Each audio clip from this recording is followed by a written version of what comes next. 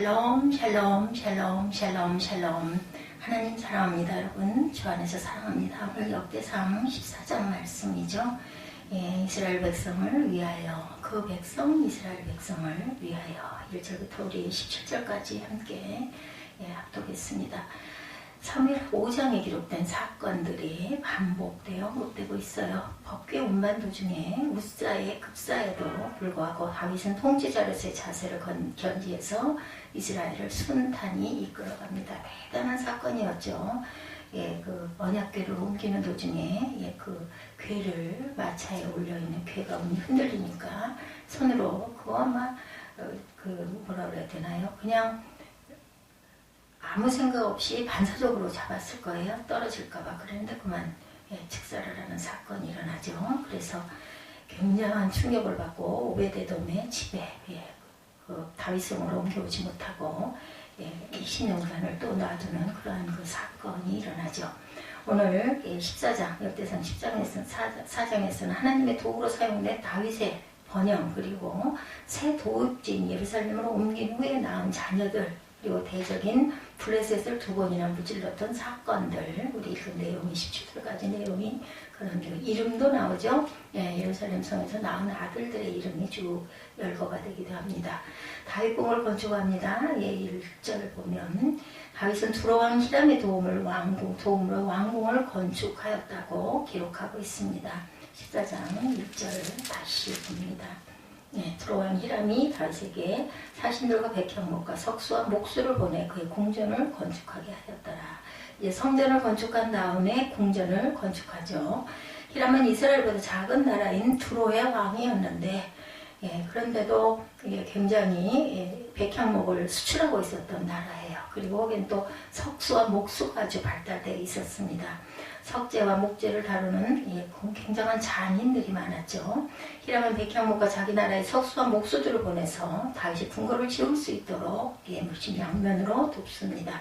히람 왕의 도움으로 건축된 다윗궁은 이스라엘의 왕정 체제를 한결 확고하고 견고하게 하는 그런 아주 그 사건이 되죠. 다윗이 왕으로의 권위를 강화하는 데도 커다란 역할을 합니다. 견고한 성읍 두로에 대해서 여호수아 19장 29절에 증거합니다. 돌아서 라마와 견고한 성읍 두로에 이르고 돌아서 호사에 이르고 악십 지방 곁 다다가 끝이 됐다, 이렇게 설명하고 있습니다. 30절에도 보면, 여호수아 19장 30절에도 보면 또 움마와 아벡과 르후빈이 모두 22성읍과 마을들이다, 이렇게 설명하죠. 견고한 성읍 두로는 모두 22성읍과 마을들이 있었다. 다윗궁을 건축해요. 역대상 14장 1절에 오늘 본문에 두로왕 히람이 다윗에게 사신들과 백향목과 석수와 목수를 보내 그의 궁전을 건축하였더라, 1절이었죠. 다윗 왕의 지각에 대해서 2절에 나타납니다. 다윗이 여호와께서 자기를 이스라엘 왕으로 삼으신 줄을 깨달았으니 이는 그의 백성 이스라엘을 위하여 그의 나라가 높이 불림을 받았음을 이제는 깨달아 알았다, 2절에 이렇게 고백합니다. 다윗이 왕위에 올라 치리하면서부터 이스라엘은 점차 강성해집니다. 다윗은 자신이 왕이 되기 이전에도 여러 번 하나님의 뜻을 깨달을 기회가 있었죠. 사무엘상 5장 11절에도 나타나 있습니다. 그러나 지금은 더욱 그 사실을 확신하게 된다. 하나님 나를 왜 왕에 앉히셨을까? 나를 왜 목사의 직분에 앉히셨을까? 저희들도 가끔 이런 생각을 하는데 순간순간 문득문득 이런 깨달음을 주시죠. 말씀 속에서, 아니면 찬양 속에서, 아니면 묵상 속에서 이런 걸 깨닫게 하십니다. 이는 여호와께서 백성 이스라엘을 위하여 나라를 진흥케 하셨습니다, 이렇게 말씀합니다. 흥왕케 합니다.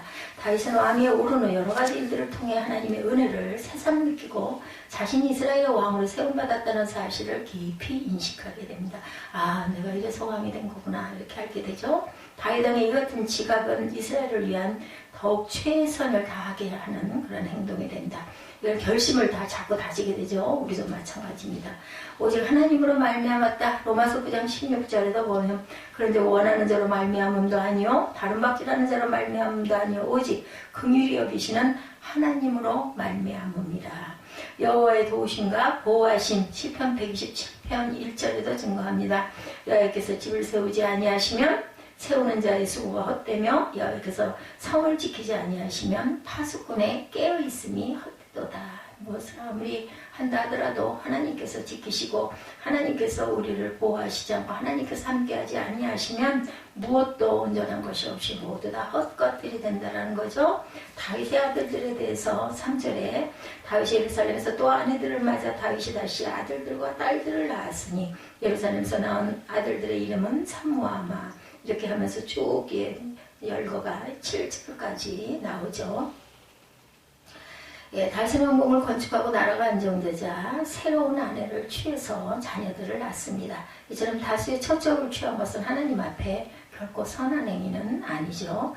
다윗은 예루살렘에 도읍한 이후에 취한 여러 아내들 사이에서 13명의 아들을 낳습니다. 그 아들들 중에 솔로몬 후일에 다윗을 계승하여 왕이 됩니다. 10번째 왕자예요. 다윗이, 그 솔로몬이. 그래서 왕이 되기가 상당히 어려웠는데 하나님께서 말씀을 하셨기 때문에 그것을 순종을 해서 솔로몬을 왕으로 앉히죠.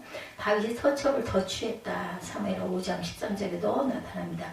다윗이 아까 제가 그 초두에 말씀드렸죠. 사무엘하 5장 말씀의 반복이다.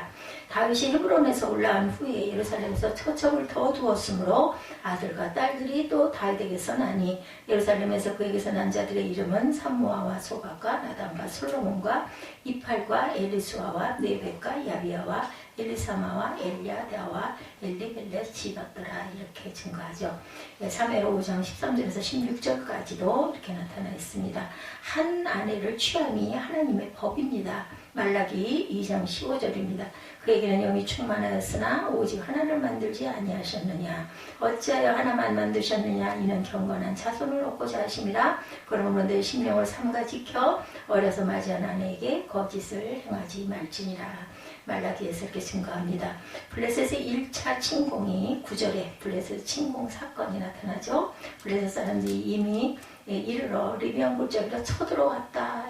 8절에도 다윗이 기름 부음을 받아 온 이스라엘의 왕이 되었다을 블레셋 사람들이 듣고 모든 블레셋 사람들이 다윗을 찾으러 올라오매 다윗이 듣고 대항하러 나갔으나 블레셋 사람들이 이미 이르러 리비안 골짜기로 쳐들어온지라 다윗이 하나님께 내가 올라가리까 말리까 하고 여쭤보죠. 10절에 보면 주께서 그들을 내 손에 넘기시겠나이다. 나이까 하니 여호와께서 이르시되 올라가라 내가 그들을 내 손에 넘기리라. 응답을 받고 올라가는 그런 내용입니다. 블레셋은 다윗 왕의 통치에 따라 이스라엘이 체제를 갖추고 강성해질 것을 두려워해서 서둘러 이스라엘 침공에 났습니다. 그들은 많은 수의 군대를 가졌고 싸움에도 숙련돼 있었죠. 다윗이 블레셋을 침공 소식을 듣고 방비하러 나갔을 때 블레셋 군대는 이미 르바임 골짜기에까지 이르러 아주 점령하고 있었어요. 방어는 영토 보존을 위해서 꼭 필요하죠. 역대하 11장 5절입니다. 르호보암이 예루살렘에 살면서 유다 땅에 방비하는 성읍들을 건축하였으니 블레셋이 자주 진을 치던 르바임이라고 역대상 11장 15절에 증거하죠. 30 우두머리 중 세 사람이 바위로 내려가 아둘람골 다윗에게 이르를 때 블레셋 군대가 르바임 골짜기에 진쳤더라. 이렇게 증거합니다. 다윗의 기도가 하나님의 영광이 10절에 나타나 있습니다. 올라가리까 어떻게 하리까 야훼께서 올라가라 내가 그들을 내 손에 넘기라. 그렇죠. 다윗은 블레셋 침공을 맞서 싸움을 시작하기 전에 먼저 하나님께 기도를 올립니다. 이처럼 구분이 걸린 중대한 문제 앞에서 무엇보다 먼저 하나님께 기도를 올린 다윗의 태도는 좋은 위정자의 모범이 되죠. 기도하는 아들이니까 하나님은 전쟁에 앞서 자신의 거취에 대한 하나님의 뜻을 묻는 다윗에게 승리를 약속해 주셨습니다. 하나님은 당신을 우려하는 자에게 도움을 베푸신다는 것을 다윗의 기도에 대한 응답을 통해 분명히 보여줍니다. 항시 야훼께 물었어요. 사무엘하 2장 1절에도 보면 그 후에 다윗이 야훼께 여쭈어 이르되 내가 유다 한 성으로 올라가리까. 야훼께서 이르시되 올라가라. 다윗이 아뢰되 어디로 가리까. 이르시되 헤브론으로 갈지니라. 가는 곳까지 알려주십니다. 강한 손으로 인도하신 하나님이죠. 출애굽기 15장 13절에도 증거합니다. 인자하심으로 주께서 구속하신 백성을 인도하시되 주의 힘으로 그들을 더욱 거룩한 처소에 들어가게 하시나이다. 이스라엘이 당연히 승리하죠. 하나님께서 승리하게 해주신다 했으니 이에 무리가 바알브라심으로 올라갔더니 다윗이 거기서 그들을 치고 다윗이 이르러 하나님이 물을 쪼개같이 내 손으로 내 대적을 흩으셨다 하므로 그 옷 이름을 바알브라심이라 부르더라. 이 바알브라심이라는 뜻은 하나님이 물을 쪼개같이 좁다 이런 뜻을 갖고 있겠죠. 블레셋 군대는 다윗의 군대에 맞서서 참패한 후 흩어져 도망치면서 그대로 우상을 버려두고 갔어요. 다윗은 전쟁 일달 되자 그 우상을 모아 불살릅니다. 예, 하나님의 싸우심이죠. 출애굽 14장 14절에 야훼께서 너희를 위하여 싸우시리니 너희는 가만히 있을지니라. 이스라엘의 적을 치신 하나님인데 역대하 20장 29절에 이방 모든 나라가 여호와께서 이스라엘의 적군을 치셨다 함을 듣고 하나님을 두려워함으로 여호사와서 나라가 태평하였으니 이는 그의 하나님이 사방에서 그들에게 평강을 주셨다. 우리에게 주시는 평강도 하나님의 은혜입니다. 블레셋이 또다시 재침공을 합니다. 그런데도 불구하고 13절에 블레셋 사람들이 다시 골짜기를 침범한지라 다윗이 또 하나님께 묻자온데 하나님이 이르시되 마주 올라가지 말고 그들 뒤로 돌아 뽕나무 숲을 맞은편에서 그들을 기습하되 뽕나무 꼭대기에서 걸음 걷는 소리가 들리거든 곧 나가서 싸우라. 너보다 하나님이 앞서 나아가서 블레셋 사람들의 군대를 치리라 하신지라. 예, 작전까지 알려주셔요. 이에 다윗이 하나님의 명령대로 행하여 블레셋 사람들의 군대를 쳐서 기브온에서부터 게셀까지 들었더니 다윗의 명성이 온 세상에 퍼졌고 여호와께서 모든 이방 민족으로 그를 두려워하게 하셨다. 오늘 마지막 절이죠. 예, 이는 지난번 패전의 치욕을 많이 하려고 그들은 다시 침략을 해오지만 어림없죠. 예, 하나님께서 쳐서 이기게 하시죠. 하나님의 기도하는 다윗에게 싸움 방법까지 이렇게 구체적으로 알려주십니다. 하나님의 명대로 온전히 순종하죠. 다윗은 하나님의 도우심 가운데 이스라엘은 블레셋과의 전투에서 또 승리합니다. 다시 올라오죠. 사무엘하 5장 20절에도 증거되어 있습니다. 블레셋 사람이 다시 올라와 르바임 골짜기에 가득한지라 똑같은 구절이 나타나 있습니다. 복병에 대해서 여호수아 8장 2절에 너는 여리고와 그 왕에게 행한 것 같이 아이와 왕에게 행하되 오직 거기서 탈취한 물건과 가축은 스스로 가지라. 너는 아이 성주에 복병을 둘지니라 하시니 복병은 숨어있는 병사들을 말하죠. 열국에 이렇게 해서 병성이 퍼졌다라 말씀하죠. 17절에 온 세상에 퍼졌다. 다윗은 2차에 걸친 막강한 블레셋의 침공을 모두 물리침으로 명성이 주변 국가들에게 퍼집니다. 그래서 이스라엘은 주변 국가의 두려운 대상으로 부상되죠. 이제는 다윗과 그 나라가 강대해질 수 있었던 것은 오직 하나님의 섭리와 축복에 의한 것이었다. 하나님 이스라엘을 승리케 하심으로 다윗의 명성을 열국 가운데 뛰어나게 합니다. 명성은 하나님이 높이셔야 한다는 거죠. 여호수아 6장 27절에 여호와께서 여호수아와 함께 하시니 여호수아의 소문이 온 땅에 퍼지니라. 용기 있는 자 사무엘상 17장 36절에 주의 종이 사자와 곰도 쳤은즉 살아계시는 하나님의 군대를 모욕한 이 할례받지 않은 블레셋 사람이리까 그가 그 짐승의 하나와 같이 되리이다. 사무엘이 이렇게 고백하죠. 다윗과 함께 하신 하나님은 다윗의 대적들을 이렇게 물리쳐 주시고 그리고 다윗을 주변 국가들에게 두려운 대상으로 부상시키죠. 하나님은 전지전능하시고 하나님이 기뻐하시는 삶을 살 하나님께서 우리 함께 하시도록 우리도 해야 되겠죠.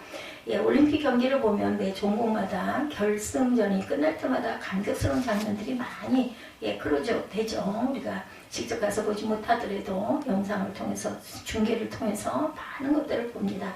금은 동메달을 딴 선수들이 시상대회에 올라서면 그 입상한 선수들의 나라 국기가 개양되고 금메달을 딴 선수의 나라 국가가 연주가 되죠. 그럴 때면 의뢰 텔레비전 카메라가 금메달을 딴 선수의 얼굴을 클로즈업을 시킵니다. 다 그렇지는 않지만 많은 경우에 그 선수의 눈에 눈물이 그렁그렁 맺히거나 아주 줄줄 흘러내립니다. 감격이죠. 감동이죠. 그동안 고생한 거, 그동안 수고한 거, 또한 감사한 것 이런 것들이 엉켜서 감사하게 되죠. 그 순간 선수의 심령이 어떨까 하는 것은 모두가 충분히 이렇게 짐작을 합니다. 이국 땅에서 자기 모국의 국가가 하늘 높이 울려 퍼질 때, 그죠? 자기 나라의 국가가 울려 퍼지는 그 감격스러워 영예스러운 한순간을 위해서 그들은 얼마나 많은 눈물과 땀을 흘렸을지 그런 것들을 생각하면 정말 눈물이 안 흐를 수가 없겠죠. 운동장과 체육관에서 그야말로 뼈를 깎는 듯한 또 각고의 노력이 당연히 또 있었겠죠. 요즘은 뭐 메달이 돈과 직결되기도 하고 이제 적지 않게 이런 일들이 많이 일어나지만 올림픽이라는 것은 오로지 조국의 명예 그리고 순전히 그것 하나만을 위해서 겨루었던 그런 시합이었습니다. 그리스에서 열렸던 초기 올림픽 때 무슨 선수 보호 차원의 그 룰 같은 것이 전혀 없었기 때문에 경기도 중에 선수들이 부상당하는 것은 아주 뭐 비일비재했고 죽기도 했다고 그래요. 격투기 같은 데서는. 게다가 메달이나 포상금 따위는 전혀 없었고 그저 딱 한 명의 승자에게 월계관 하나, 월계관은 말라 비틀어지기도 하죠.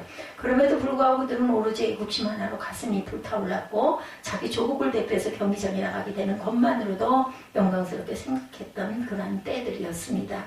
사람의 성격은 굉장히 여러 가지 천차만별입니다. 이처럼 자기 나라를 생각할 때 똑같은 열정과 사랑이 솟아오르기 마련인데 다윗 왕에게는 그것이 영적으로 승화된 애국심으로 나타납니다. 이스라엘이라는 나라 하나님께서 선민으로 뽑아주시고 당신의 구속사역의 주역으로 삼은 나라, 아주 작은 나라죠. 우리나라 뭐 충청도 정도 하나 정도의 그런 크기라고 그러죠. 이스라엘은. 게다가 자기로 하여금 왕으로서의 백성들을 돌보도록 맡겨주신 조국을 생각할 때 다윗의 마음에는 남다른 감동과 은혜가, 시를 이렇게 많이 짓고 음악을 사랑하는 연주를 하는 이런 다윗이었으니 요즘으로 보면 예술가 기질이 상당히 많은 다윗입니다. 용장이기도 하면서 다윗에게 있어서 이스라엘은 오늘날의 신약 성도이나 바로 예수 그리스도의 천년왕국인 교회를 상징합니다. 교회의 말로 생각하기만 해도 절로 가슴이 뭉클해지고 뜨거워지지 않을 수 없는 참된 성도들의 그러한 그 모태, 그것이 바로 교회이죠. 백성은 자기 조국과 뗄래야 뗄 수 없는 관계에 있는 것처럼 저와 여러분의 생애에 이 교회 항상 함께 가는 그런 교회입니다. 말씀을 통해서 하나님의 백성인 성도가 어떻게 자신의 인생을 하나님의 나라인 교회와 동행하게 되는지 구체적인 방법을 함께 참고합니다. 성도는 개인적으로 형통의 축복을 받을 때 하나님의 나라를 위한 사명에 더 헌신하고자 소원합니다. 본문 1절과 2절에 두로의 왕 히람이 다윗에게 사자들과 백향목과 석수와 목수를 보내요. 이렇게 나오죠. 그 궁궐을 건축하게 하였더라. 다윗이 여호와께서 자기로 이스라엘 왕을 삼으신 줄을 깨달았으니 이는 그 백성 이스라엘을 위하여 나라를 진흥케 하셨답니다. 진흥이라는 것은 점점 흥하게, 그죠? 온전하게 하기 위해서 다윗을 세웠다는 거죠. 다윗이 이스라엘의 새 왕으로 등극한 후에 나라는 만사 형통이고 승승장구고 아주 강한 나라로 부상합니다. 그런 분위기에 이스라엘의 이웃나라인 두로 왕 히람이 다윗에게 선물을 보내서 오는 겹경사로 더욱 고조가 됩니다. 두로는 세계사에서 보면 페니키아, 성경에는 베니게라고 불리는 지역에 있던 대도시였어요. 주전 10세기경부터 두로를 중심으로 내륙지방과 해안지방을 연결하는 온갖 종류의 무역이 왕성해지면서 베니게는 세계 최초의 해양 상업국가가 될 수 있었는데 히람은 두로의 전성기 시대의 마지막을 장식한 왕이었습니다. 바로 그 히람이 다윗에게 사자를 보내어 그의 즉위를 축하하면서 동시에 백향목과 석수와 목수를 보내어 궁궐을 건축하게 해주었던 거죠. 이방왕 히람이 다윗을 이처럼 선대해 준 것은 다윗의 등극으로 말미암아 이스라엘의 위상이 국위가 그만큼 높아졌기 때문이다. 즉 사울왕 때는 어림도 없었을 일이 다윗이 왕이 되자 일어난 거죠. 그러니 다윗의 위신은 그야말로 자기 신하들과 백성들 앞에 크게 격상이 되었을 것이고 존경을 받았겠죠. 사실 스스로도 엄청 뿌듯했을 거예요. 이럴 때 교만하기가 쉽죠. 보통 사람이라면 그런 상황에서 그냥 행복에 겨웠을 것인데 온갖 고생 끝에 자수성가해서 대기업의 회장이 된 사람이나 민주화 투쟁에서 몇십 년 만에 온 국민의 인기를 한 몸에 누리면서 대통령의 자리에 오르게 된 사람들이 마치 무슨 신혼여행이나 하는 듯 단꿈에 빠지게 될 만한 상황이 바로 다윗에게도 찾아왔던 거죠. 근데 다윗은 성군이었습니다. 그런 만사가 형통하게 돌아가는 첫 순간부터 매우 중요한 사실을 절대 잊지 않죠. 2절에 기록된 내용이죠. 구조를 좀 더 정확한 순서에 맞춰 번역하자면 다윗이 야훼께서 자기로 이스라엘 왕을 삼으신 것과 그 백성 이스라엘을 위하여 나라를 진흥하게 하셨음을 깨달았더라. 이렇게 해석이 됩니다. 다윗은 자신의 전성기가 시작되면서 모든 것이 잘 되어가기만 하는 때에 두 가지를 명심합니다. 하나님께서 자기를 이스라엘 나라의 왕으로 세워주셨다는 사실, 또한 하나님께서 그렇게 해주신 이유는 당신의 백성 이스라엘을 흥왕케 하기 위해서, 축복하기 위함이다. 이것을 깨달은 거예요. 거기에 내가 열심을 다해 충성을 다해야 되겠다 이 결단을 했겠죠. 그는 자신의 성공을 두고 자화자찬하지 않고 하나님께 영광을 돌렸어요.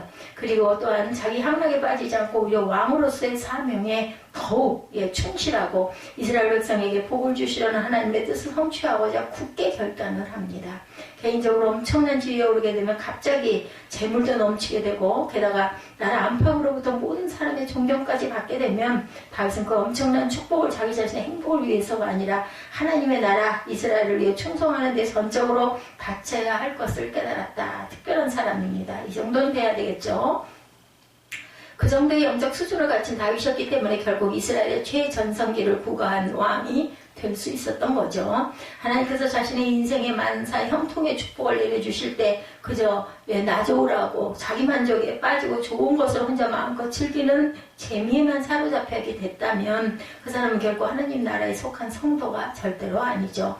그런 사람은 정말 하나님 앞에 아주 그냥 그저 불충한 그런 자녀입니다. 그 좋은 직장을 허락해 주시고 그 사업이 성공하도록 해주신 분이 바로 하나님이시라는 것을 깨달은 그러한 하나님의 자녀들이 하나님의 복을 받겠죠. 그 좋은 대학교에 지나가도록 해주신 분이, 그 좋은 배우자를 만나게 해주신 분이, 그 행복한 인생을 누리도록 해주신 분이 오직 하나님이라는 것을 우리는 깨닫고 가야 되겠습니다. 그러므로 아무리 그것이 내 노력으로 이루어진 것처럼 보일지라도 사람이 할 수 있는 최선은 다해야 합니다. 그런다 할지라도 아무리 그것이 온갖 고생 끝에 어렵게 얻은 것이라 할지라도 아무리 그것을 나 자신의 행복만을 위해 사용하는 것이 지극히 당연한 보상처럼 느껴진다 할지라도 적어도 하나님의 나라의 백성된 성도는 절대로 그렇게 생각해서는 안 되겠죠. 왜냐하면 하나님께서는 오직 그 나라와 그 의를 위하여 더 많이 헌신하고 더 크게 충성하라고 그렇게 축복해 주신 것이기 때문이죠. 자신의 인생에 좋은 일이 생길 때, 자기가 하는 일에 축복이 넘칠 때일수록 나를 그렇게 인도해 주신 하나님께 모든 감사와 영광을 돌리면서 바로 그 하나님의 나라인 교회를 위하여 더 큰 헌신의 서원을 굳게 결단하는 저와 여러분들이 되셔야 할 줄로 믿습니다. 다윗이 그런 마음을 가졌던 거죠. 두 번째, 성도는 언약에 빠졌을 때, 연약에 빠졌을 때에도 결국 하나님의 나라를 위하여 합력하여 선을 이루게 되는 섭리를 체험할 줄 알아야 되겠다. 3절부터 7절의 말씀에 다윗이 예루살렘에서도 아내들을 취하여 자녀를 낳았으니 예루살렘에서 낳은 아들들의 이름은 하고 쭉 기록되죠. 7절에 엘리사마와 부엘라다와 엘리벨렛이었더라 라고 기록됩니다. 다윗은 예루살렘으로 거처를 옮긴 후에 또 다른 아내들을 취하는 죄를 저질렀어요. 구약시대를 할지라도 남편이 한 아내를 가지는 것은 창세기 2장 24절에서부터 시작해서 말라기 2장 15절에 이르기까지 엄연하게 명시되어 있던 율법이었습니다. 그런데도 다윗은 이 점에 있어서는 당시 모든 왕들이 저질렀던 죄를 똑같이 저지릅니다. 다윗은 단지 많은 처첩을 줬을 뿐 아니라 그 중에 한 명은 아이의 원래 남편을 죽이고 빼앗아오는 이런 사건, 바세바 사건이죠. 4절에 기록된 4명의 아들들, 삼무아와 소박과 나단과 솔로몬이 바로 바세바와의 사이에서 다윗이 낳은 아들들입니다. 다윗은 이와 같은 중원의 범죄를 범죄하며 끝내는 화를 자초하게 되죠. 그 많은 아들들 사이에서 왕권 다툼이 일어나면서 형제끼리 죽이기도 하고 아이 아버지 다윗을 향해 반역, 이 압살롬이죠. 반역까지 일으킨 자도 있습니다. 그뿐 아니라 배다른 여동생을 강간한 이복 그 오빠도 있었죠. 그 누이가 당한 일을 보복하느라 또 형제간의 살인극이 벌어지기도 합니다. 물론 바세바의 사건에 대해서는 다윗이 하나님께 전심으로 회개하고 용서받기는 했지만 그가 뿌린 죄의 씨앗은 이처럼 나중에 보응을 톡톡히 받게 되는 그런 사건들이 열왕기에 기록되죠. 그럼에도 불구하고 이 역대상에 그 다윗의 아들들의 이름이 기록된 이유는 적어도 이스라엘의 왕조를 생각할 때에는 그 왕권을 이어갈 후손이라는 존재가 중요하기 때문이죠. 다윗이 다른 곳에서 낳은 자식들도 있지만 본문에서 특별히 예루살렘에서 낳은 아들들의 이름만 기록한 이유도 바로 여기에 있습니다. 왕들이 여기서 낳기 때문에 지금 다윗의 통치하에서 이스라엘의 전성기를 누리기 시작했다면 그 다윗의 뒤를 이을 왕 역시 이스라엘 백성에게 있어서는 아주 중요한 문제, 역대기에는 필요한 그런 문제이기 때문이죠. 그 아들들 중에 나중에 누가 왕이 될는지 두고 보아야 할 일이지만 여하튼 그들 중에 나타날 왕위 계승자는 이스라엘이라는 국가의 미래를 책임지고 가야 될 인물들이기 때문입니다. 그리고 하나님께서는 바로 그 이름들 중에 다음 왕을 예비해 놓고 계셨는데 바로 솔로몬이었죠. 솔로몬은 다윗 개인적으로 볼 때는 실로 수치스러운 태의 열매이기도 합니다. 충신 우리아를 죽이고 빼앗은 바세바사에서 낳은 첫 아들은 죽임을 당해 죽죠. 둘째로 얻었던 아들이 솔로몬입니다. 객관적으로 볼 때는 왕과의 적통이라는 개념과는 먼 아들이기도 합니다. 그렇지만 놀랍게도 하나님께서는 다윗이 저지른 잘못에도 불구하고 솔로몬을 이스라엘의 다음 왕으로 지명을 하시죠. 예비했을 뿐만 아니라 그를 아버지 못지않은 훌륭한 성군으로 세우셔서 이스라엘의 최고 전성 시대를 누리게도 하시죠. 다윗은 분명히 범죄했습니다. 회개하고 용서는 받았지만 평생을 두고 씻지 못할 오명이 남죠. 그렇지만 하나님께서는 그런 다윗의 연약한 부분까지도 결과적으로 바로 당신의 나라를 위한 일에 그야말로 합력하여 선을 이루도록 오묘하게 섭리하고 계시죠. 성도는 할지라도 크든 작든 신앙생활에서 실족하기도 합니다. 그렇지만 그렇다고 해서 하나님께서 하나님의 구속사 진행에 차질을 빚거나 방해를 받지는 않으신다라는 것. 왜냐하면 하나님께서는 사람의 선행뿐 아니라 악행까지도 결과적으로는 당신의 뜻을 이루는 도구로 사용하신다는 거죠. 그런 까닭에 우리는 서로 실족하고 시험에 빠지는 죄를 저질렀다 할지라도 절대로 낙심하지 말아야 되겠다. 나는 이런 죄를 지었으니 이제는 하나님의 일에 쓰일 자격도 없겠구나. 이런 놀리는 게으름을 피우려는, 아니면 내가 책임을 지고 싶지 않은 핑계, 그리고 마귀가 우리를 쓰러뜨리려는 올무이라는 것을 꼭 깨닫고 가야 되겠습니다. 나는 그야말로 죄인 중에 괴수임에도 불구하고 하나님께서는 내게 귀중한 직분을 맡기시고 쓰고자 하시는구나. 우리 항상 고백하죠. 나는 죄인 중에 괴수다. 감격하는 것이 정말 회개에 합당한 열매를 맺고자 하는 성도의 진실한 자세다. 특히 연약해지거나 실족에 빠졌을 때일수록 하나님께서는 오히려 죄인을 부르셔서 의인이라 자칭하는 자들을 부끄럽게 하시고 당신의 나라를 위하여 오묘하게 섭리하셔서 결국은 선을 이루고야 마시는 것을 꼭 체험하는 저와 여러분이 되시기 바랍니다. 성도는 힘든 영적 전투를 맞이하게 될 때야말로 하나님의 나라를 더욱 부흥시킬 기회를 주셨음을 우리가 확신해야 합니다. 8절 이하 17절에 기록하기를 다윗이 기름 부음을 받아 온 이스라엘이 왕이 되었다함을 블레셋 사람이 듣고 다윗을 찾으러 다 올라오매 다윗이 듣고 방비하러 나아갔으나 블레셋 사람이 이미 이르러 르바임 골짜기를 침범하였는지라. 벌써 축하하러 온 척하고 왔는데 이미 침범하려고 르바임 골짜기에 다 진을 치고 있었어요. 나가보니 다윗이 하나님께 물어가르되 내게 블레셋 사람을 치러 올라가리이까 주께서 저희를 내 손에 붙이시겠나이까. 야훼께서 이르시되 올라가라. 내가 저희를 내 손에 붙이리라 하신지라. 이에 무리가 바알브라심으로 올라갔더니 다윗이 거기서 저희를 치고 가로되 하나님이 물을 흩은같이 내 손으로 내 대적을 흩으셨다 하므로 그곳 이름을 바알브라심이라 칭하니라. 흩으셨다는 뜻이겠죠. 블레셋 사람이 그 우상을 그곳에 버렸으므로 다윗이 명하여 불에 사르니라. 13절에 블레셋 사람이 다시 골짜기를 또다시 침범한지라. 다윗이 또 하나님께 묻자온데 하나님이 이르시되 마주 올라가지 말고 저희 뒤로 돌아 뽕나무 숲을 맞은편에서 저희를 엄습하되 뽕나무 꼭대기에서 걸음 걷는 소리가 들리거든 곧 나가 싸우라. 하나님이 내 앞에서 나아가 블레셋 사람의 군대를 치리라 하신지라. 이에 다윗이 하나님의 명대로 행하여 블레셋 사람의 군대를 쳐서 기본에서부터 게셀까지 이르렀더니 다윗의 명성이 열국에 퍼졌고 야훼께서 열국으로 저를 두려워하게 하셨더라. 마지막 절이죠. 다윗이 왕이 되자마자 즉시 민감하게 반응을 일으킨 족속이 바로 또한 블레셋이었습니다. 이들은 사울 왕이었을 때도 제멋대로 이스라엘을 침범해서 약탈을 일삼았는데 이제 강력한 새왕 다윗이 등장하게 되자 그동안 재미 보아왔던 일을 다시 반복해서 저지르죠. 그래서 그들은 다윗이 더 강해지기 전에 미리 길을 꺾어놓기 위해서 싸움을 걸어온 겁니다. 그것은 다윗이 집권 초기에 맞이한 최대의 위기이기도 했는데 왕이 되었다고는 하지만 아직 완전한 국방태세를 갖춘 것도 아니었고 더구나 블레셋은 지금까지 이스라엘을 항상 괴롭혀왔던 최고의 난적이었죠. 그런 어려운 전투를 앞두고 다윗은 하나님께 기도를 드렸고 하나님께서는 그 블레셋군을 다윗의 손에 붙이시겠다고 약속하시고 격려합니다. 그 결과 다윗은 전투에서 승리를 거두었을 뿐 아니라 블레셋 사람들이 버리고 간 우상을 노획하여 불사르는 전과까지 올리게 되죠. 이것은 이전에 언약궤로 블레셋에게 빼앗겼던 수치스러운 과거가 아직도 기억에 생생한 이스라엘 백성에게는 아주 통쾌한 서력이었습니다. 하지만 13절에 나오는 대로 블레셋 사람들은 1차 시도에도 실패한 것을 갚아보려고 재차 공격을 시도해오죠. 그때도 다윗은 다시 하나님께 여쭈어보았는데 이번에는 조금 다른 작전이죠. 당장 전면 전투를 벌이지 말고 숲을 맞은편에 매복해 있다가 뽕나무 꼭대기에서 걸음소리가 들리면 곧 나가 싸우라고 하셨는데 이것은 뽕나무 숲 상공에서 하늘군대 행진소리가 들리게 될 것을 뜻하신 말씀이었습니다. 즉 하나님께서 친히 이스라엘 군대의 선두에 서서 블레셋과 싸우실 것을 보증해 주신 것으로 15절 하반절에 하나님의 내 앞서 나아가서 블레셋 사람의 군대를 치리라고 확증해 준 그대로죠. 그 결과 그 2차 전쟁 역시 간단히 승리했을 뿐 아니라 그로 인해 이스라엘의 영토는 더욱 확장이 됩니다.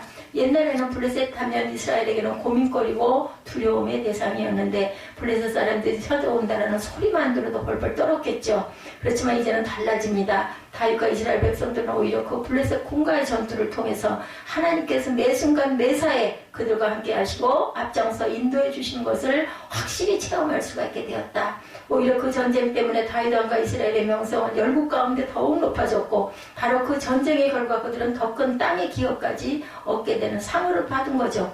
예, 교회에 어떤 어려운 일이 산적해 있을 때 교회가 어떤 난관에 봉착했을 때 그것을 부담처럼 여기고 고민거리로 생각하는 그러한 일들이 없어야 되겠죠. 적어도 하나님 나라에 속한 백성이라면 그런 나쁜 습관을 반드시 버려야 합니다.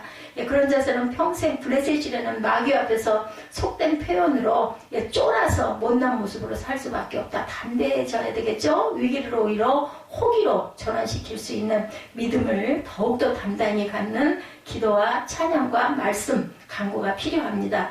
우리는 오히려 그처럼 원수가 도전해 올 때, 그처럼 어려운 전투가 벌어질 때를 자신이 하나님 나라를 위해 한번 멋지게 쓰일 수 있는 기회로 삼을 줄 아는 저와 여러분들의 성령의 충만함을 받아야 할 줄 압니다. 내 힘으로 되는 게 아니죠. 하나님께서 우리에게 영으로 충만케 해주시고 질투하시는 하나님께서 우상을 미워하셨던 것처럼 우리도 사단이야 하고 그 사단을 꺾을 줄 아는 그런 믿음들이 되어야 합니다. 오직 하나님 말씀대로만 하면 무조건 된다, 반드시 이긴다는 필승의 전략을 가지고 그 싸움터의 정면으로 달려들 줄 아는 용기를 발휘했던 다윗처럼 긍정적인 신앙으로 담대히 나아가면 뜻밖의 놀라운 전과까지 거두게 된다는 것, 살아계신 하나님을 우리가 깨달아 알게 되는 거죠. 이런 은혜가 저와 여러분에게 있으시기를 주님의 이름으로 축복합니다.